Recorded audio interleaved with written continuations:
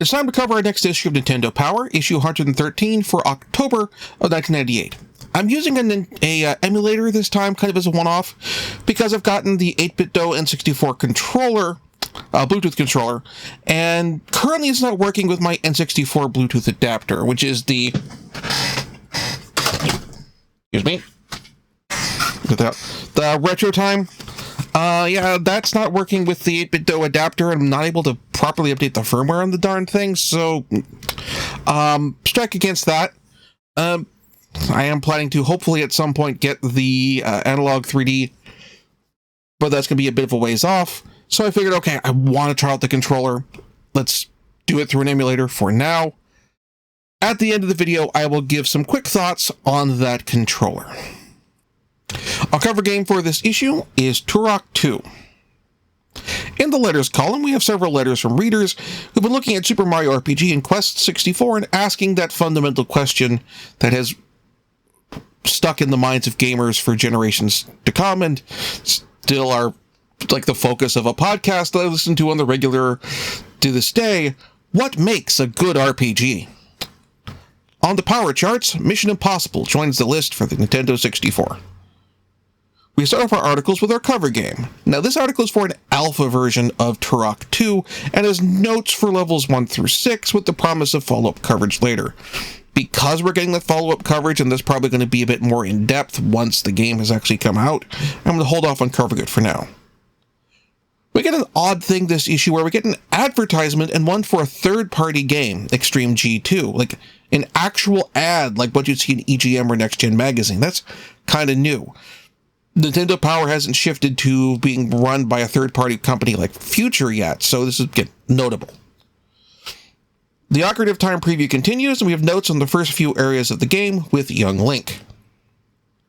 Next, we have a preview of Fighting Force, with info on the playable characters and mechanics, which is presented as an interview with those characters, which is why I'm not covering it, because this is basically just, again, an extended preview without the usual in-depth feature review coverage.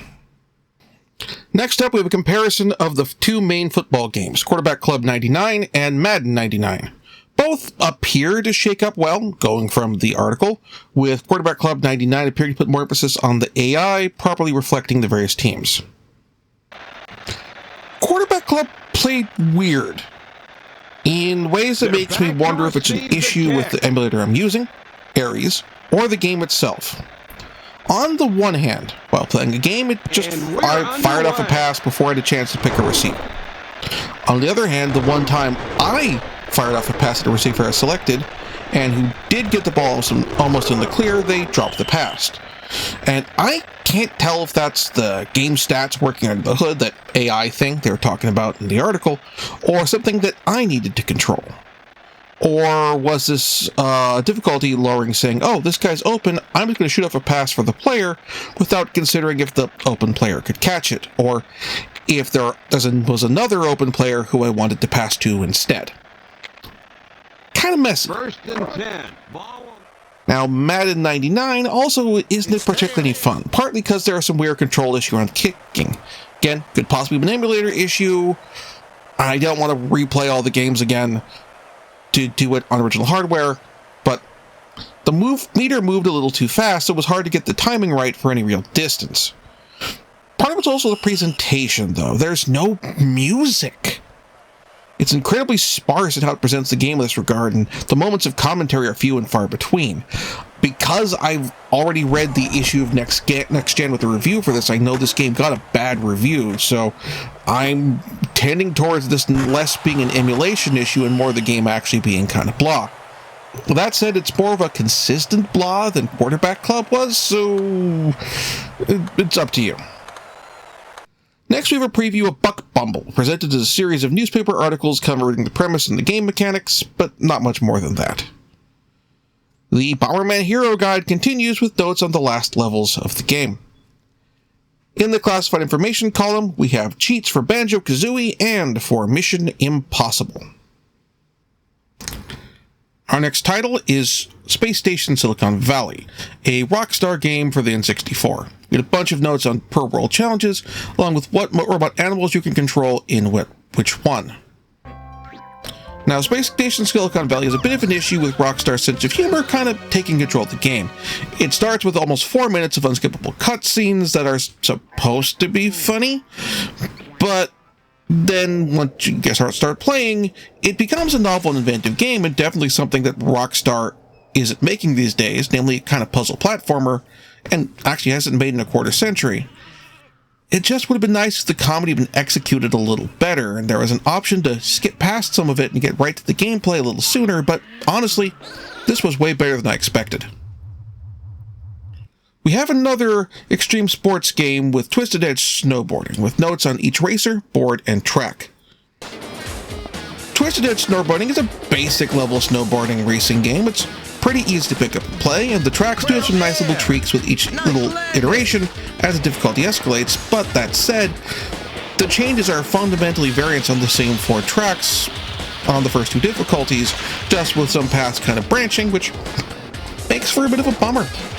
I wouldn't consider it as good as, say, 1080 snowboarding, but it's fine. Definitely better than Snowboard Kids.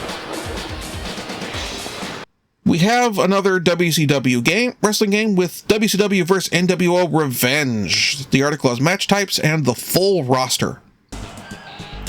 Now, I played the hell out of this game in middle school. Literally, one of my classes, which is, I believe it was called Exploratory, so I'd be spending a fair amount of time just sitting in the band room playing N64, and this game in particular, at least until at some point we ended up switching over to something actually borderline educational, like Sid Meier's Colonization. Consequently, once I refamiliarized myself with the wrestler's move list, it was just a matter of picking up the controller and going. I can't not love this game, considering it's a key part of about 3 years of my life. I have a Game Boy game for this issue.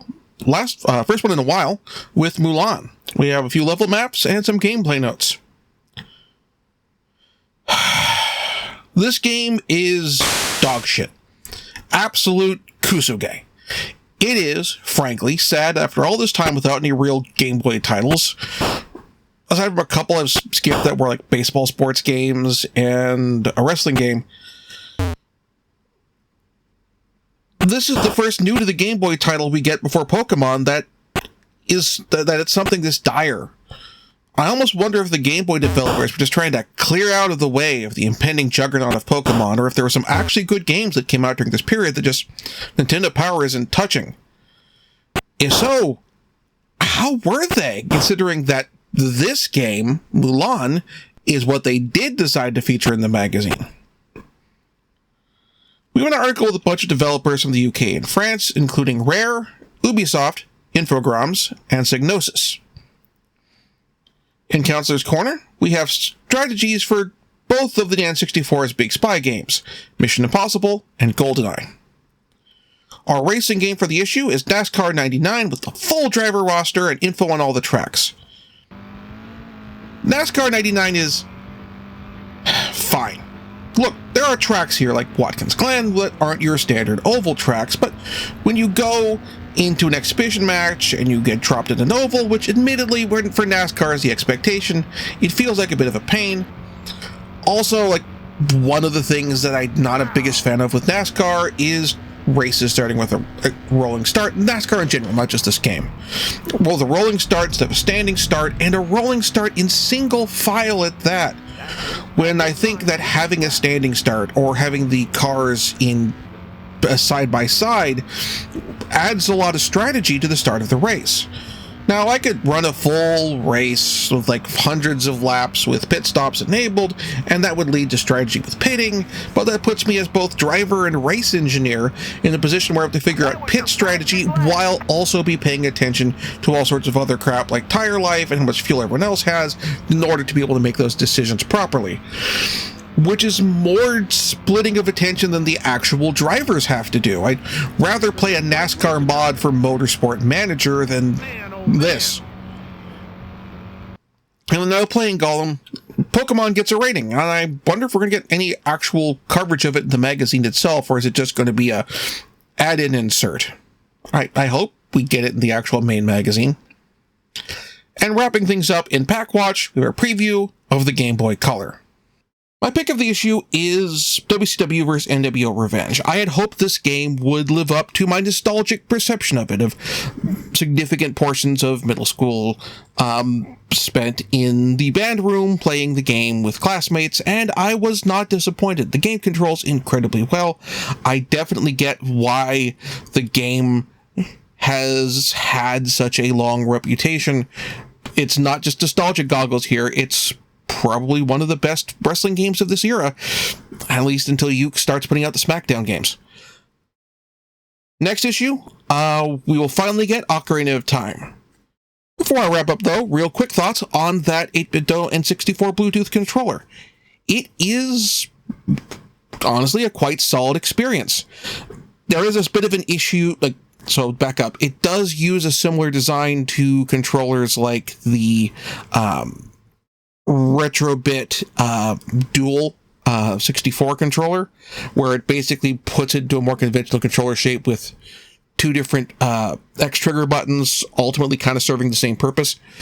And that's kind of become a standard for modern takes on the N64 controller layout for a reason. It's more comfortable, ergonomically works well on the hands, and generally I had no problems configuring it with the emulators that I tried. The one issue I ran into was honestly that one of the emulators I tried using, which is Project 64, when it comes to setting up the Z button, the buttons in general, it doesn't let you do alternative picks for buttons. Which means for the Z trigger, you can do one or the other, but not both, which is, I get it, but it is a pain in the butt. Whereas other ones I used, didn't have any problems with saying, okay, I guess both of these triggers are the Z trigger. It's a really solid controller. If I can figure out what the heck's going on with the Bluetooth adapter and why I'm running into issues with updating the firmware and get that updated, that might fix the problems I'm running into and be solid. I don't know if it's a case of needing to update the firmware for the 8BitDo controller, or honestly, if it is a Bluetooth adapter firmware issue. We'll figure that out. I'll figure that out later. Again, next time, Ocarina of Time.